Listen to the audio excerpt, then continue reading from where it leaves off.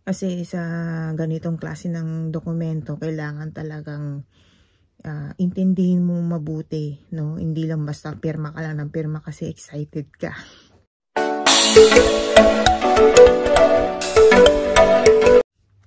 Hi mga kaswisi! So nagbabalik po ako ulit sa aking YouTube channel. Ayan, so nandito na naman tayo sa ating episode for today. Ayan, so bago ang lahat mga kaswisi, kung bago lang kayo sa aking YouTube channel, so please hit like and subscribe and click the notification bell para maging updated po tayo sa aking mga videos for today. Ayan. So mga kaswisi, no, ang pag-uusapan natin ngayon ay tungkol sa Malaysia, no, kung saan nakapagtrabaho na ako doon, nanggaling na ako doon, at na-share ko naman na sa inyo yung aking naging experience doon, yung pag-process ng aking mga papers, at the same time, paano ako nakapunta doon, ano ba yung mga nakita ko, yung mga tradisyon na pagkain, at mga kultura meron sila, at the same time yung anong klaseng lahi ang mga tao doon sa bansang Malaysia, no? So dito mga kaswisi, no, ang pag-uusapan natin ngayon kung bakit nga ba may agreement kang pipirmahan before ang dating mo sa bansang Malaysia. Yan. Kasi maraming nagtatanong sa akin, at the same time may mga nagsasabi na rin na may mga changes nang nagaganap doon. So ganito yan, no, mga kaswisi. So before ko sagutin ito, no, so explain ko lang naman sa inyo, no, kung bakit may mga ganitong klase ng senaryo.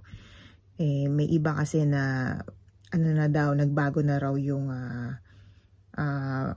mga meron doon. Pero nung tinanong ko si Ma'am Ann, no, tungkol dun sa pagpaprocess kasi nun, ang sabi niya, wala naman nagbago, ganun pa rin naman. Hoy bakla, same pa rin yung application. Mag-a-apply ka pa rin. Punta ka ng agency. Tapos magbabayo, pre-medical. Pagka-fit ka na, di full medical ka na. Tapos biometrics, antabay ka. Mag-training ka muna. Pag antay-antay tayo. Pagka okay na, di na-aproba na yung visa mo, kontrata mo, ipapadala sa Pilipinas. Tapos, mag-uuwi ka na, visa stamping, wapidos, ganun. Papunta ka na dito. Pagpunta mo dito, meron ka ng MDAC na, tsaka e-travel, yung i-re-rehistro para makapasok ka. Tapos yun na, tapos na, dito ka na sa Malaysia. Welcome to Malaysia! No? Siguro dahil sa na-share ko naman na yung naging experience ko sa pag-process nga ng mga papeles, ganyan, kung ilang months ako naghintay, ganyan. Syempre, ang mga agencies kasi, iba-iba naman ang mga meron. Kasi nga, nagkakaroon kasi ng mga insidenteng nangyayari kung saan nalulugi at nagkakaroon ng alam mo yun, yung nasisira yung pangalan ng agency dahil sa mga ganitong klase ng sitwasyon, no? Yung mga tipong mga first timer or ex-abroad, 'di ba, na hindi kinaya or either na homesick, ganyan. So maraming dahilan sila para lang makauwi ng Pilipinas, no? Imbes na, alam mo yun, bukod sa sana gumanda yung record ng agency mo kung saan ka nag-apply, sila yung nag-deploy sa iyo sa bansang yon, which is Malaysia, nagkakaroon kayo ng problema. No, lalo ka na. Kaya yun.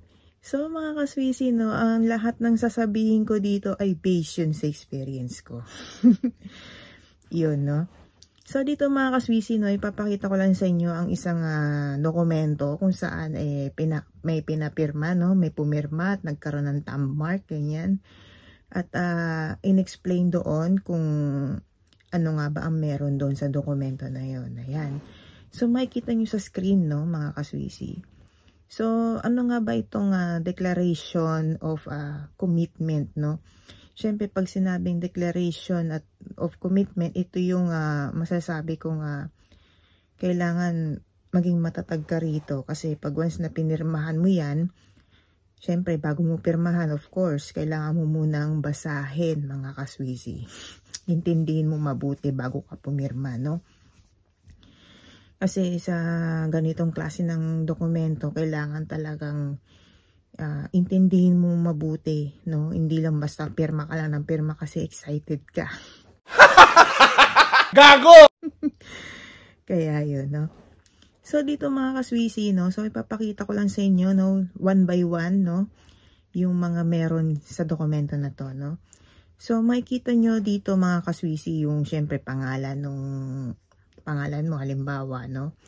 Tapos kung ano yung pangalan ng employer mo, tapos kung ano yung address mo dun sa Malaysia. Kasi mahahaba ang address nila dun. At yung passport number mo, no? So, syempre, ano yan eh, documents by documents kasi yun. Syempre, kung ito naman yung pangalan mo, kung lahat ng dokumento na pangalan mo, yun yung yun, no? Hindi pwede maghalo. Kaya yun, no? So, dito mga kaswisi, kaya may ibang agency na nagpapa-implement ng ganito, no? Ganitong klase ng dokumento kasi nga, kung makikita ninyo sa second part, no? Ito yung mga basic na reasons kung bakit kailangan nilang gawin yun, no? Kasi dito mga kaswisi, basahin nyo na lang habang nagsasalita ako. Gago! Kasi dito mga kaswisi, no? Ang mga meron kasi dito, ito yung mga reasons kung bakit nangyayari yan, no? Kasi, alimbawa, pili mo na homesick ka, tapos gagawa ka na lang ng mga palusot o dahilan para hindi ka na ma-continuous or masasabi nating hindi ka na tutuloy or either magbe-break ka na lang ng kontrata mo. Kasi nga, yun yung mga pakiramdam mo bilang worker, no, sa bahay kung saan hinired ka ng amo mo, no, na magiging amo mo, pagsisilbihan mo, ganyan. So dito mga kaswisi, no, so nakikita nyo naman yung mga reasons kasi may mga senaryo kasi na kung saan ganyan yung mga nangyayari, no. Alam mo kung tutusin mga kaswisi, maswerte na nga lang kayo kapag ka nasa Malaysia kayo. Bakit? Kasi kumpara sa bansa dito, no, sa Hong Kong, no, kapag ikaw ay hindi nagustuhan ng amo, o di kaya ikaw ay nag-break ka ng kontrata mo, kasi maraming dahilan, no, lalo na kung hindi mo kinaya, lalo na kung ang kalaban mo ay mental health, no, alam mo yun, pagka hindi ka nakahanap ng amo, at the same time, gagastos ka, no? Uuwi ka ng Pilipinas, no? Hindi katulad kasi dito sa Malaysia, mga kaswisi. Kahit na halimbawa, hindi ka nagustuhan ng amo mo, binalik ka. Or either ikaw yung nagka-problema, nag-break ka na ng kontrata mo. So, bumalik ka, no? Binalik ka sa agency. So, ang mangyayari niyan mga kaswisi, so mag-i-stay ka nga doon sa agency, hahanapan ka ng employer, no? Yun nga lang, syempre, ang gastos mo, yung pagkain, kung halimbawa, ang provide lang nila is kape, diba? Tanghalian, hapunan, ganyan. Almusal, depende ko, no, meron. At least nakakalibre ka, pero di maiwasan, syempre, may gusto kang bilhin, shoulder mo yun, no? Hindi katulad dito, mga kaswisi, kapag ikaw ay na-terminate ka or nag-break ka ng contract, lahat sa iyo ang gastos. Bayad ng bahay, bayad ng yung load mo, tapos mga pamasahe mo, pagkain mo. Mahal kaya ng mga dito, sa totoo lang. Kaya yung mga nasa Malaysia, napakaswerte ninyo kasi kahit na ganun yung record ninyo sa naging amo ninyo, hindi kayo makakabalik. May chance pa kayong makahanap ng employer, no? Hindi kayo hindi sasakit ang ulo ninyo, mag-iisip. Kasi yung agency na ang bahala sa inyo. Sila yung sasakit ang ulo para kailangan ma-dispose na yung mga nabalik ng ano, galing sa mga amo nila, bumalik sa agency, tapos kailangan mahanapan sila, 'di ba? Stress 'yun sa mga agent, 'di ba? So napakaswerte niyo na nun. Kaya 'yun, alam mo, dito kasi mga kaswisi, kung dito sa ano na to, itong kasunod natin na line na to, no? Kasi dito mga kaswisi, makikita nyo dyan yung kung meron kayong mga ano, may makukuha naman. So depende yan, no? So nandiyan naman yung basahin nyo na lang kung ano man yung meron. So yun, maano nyo naman yun, no? Yun. Kasi ako sa totoo lang mga kaswisi, yung ganitong klase ng sulat na to or dokumento na to, hindi ko kasi ito na-experience. Kasi nung time na nandun ako sa Malaysia mga kaswisi, sabi ko sa iyo, nung binalik ako ng naging amo ko, kasi COVID yun nung time na yun. Dahil wala na nga siyang pambayad. So ang ginawa niya, binalik niya ako doon, no? So pagkabalik sa akin doon, hindi ako na-stress kasi pinapili lang naman ako kung uwi ka ba ng Pinas or mag-i-stay ka. So sinabi ko, mag-i-stay ako, ganyan. Hanggang sa siguro nagtagal din ako doon, mga nasa 2 weeks din. Ganun. Kasi di maiwasan, mapapagastos ka talaga. Kasi kahit anong tipid mo, mapapagastos ka pa rin. Kasi syempre mga toiletries mo, diba? Tapos yung halimbawa nagki-cravings ka sa hindi maiwasan mapapabili ka talaga, no? Ang kinaganda lang doon, yung accommodation mo is libre naman. Yun nga lang, hindi naman sa kama ka hihiga, kundi sa sahig ka talaga, no? Kasi syempre lang naman kasi yun. Syempre pag hihiga ka nga naman sa kama, unfair naman yun sa iba, diba? So maganda na yung ganun, na lahat kayo nasa sahig, ganyan. Siyempre, meron naman banig, no? Meron naman kutsyon. May unan, may kumot, ganyan. So, siyempre, pag sa umaga, gigising ka nga lang ng maaga para magligpit. Tapos, maglilinis-linis ka doon. Tapos, kanya-kanyang timpla ng kape, luto ng almusal, ganyan. So, masasabi kong may limit ang kainin nyo kapag ka nandun kayo sa agency. At least, ang kinaganda doon sa Malaysia, sila maghahanap sa iyo ng magiging employer mo. Hindi katulad dito sa Hong Kong na ikaw mismo, ako mismo halimbawa, ako mismo pupunta ako sa mga agency, mag-a-apply ka, tapos hintay na tawagan ka.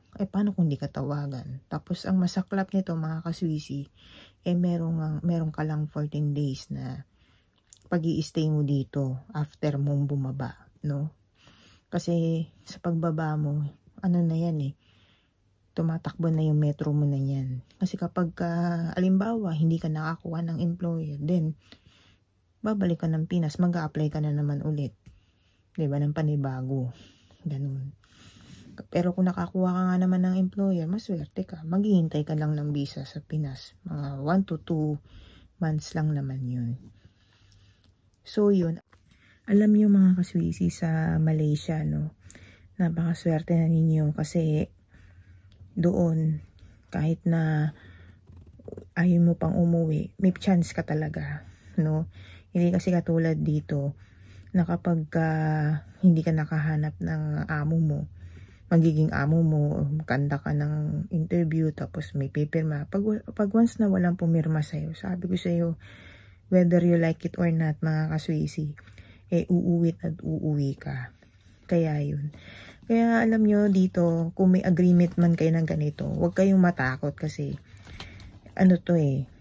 panghahawakan to ng agency. Kasi nga, may mga senaryo kasi, syempre, lumilipas yung mga buwan, taon, na iba-ibang tao ang dumarating sa Malaysia. Tapos, and then, suddenly, bumabalik na lang ng Pinas without alam mo yun, without any good reasons talaga. Well, hindi valid yung kasi napakababaw kung tutusin, mga kaswisi. Kaya ganito, may mga ganitong klase ng dokumento katulad nito. So, yun. Kasi kung may mga pagbabago naman sa Malaysia, malalaman nyo naman yan kasi kayo naman din ang magbe-benefit din naman dun. Pero syempre, since na ganito nga ang trabaho natin bilang domestic helper, hindi excuse talaga na kasi kailangan natin ng trabaho kailangan natin ng pera. Kaya kahit anong mangyari, pagpasensya na lang natin, 'di ba? Kung sa tingin mo ay kasalanan naman nila, kung ikaw ang sinisisi, wala tayong choice kundi humingi na lang ng pasensya. Ganon.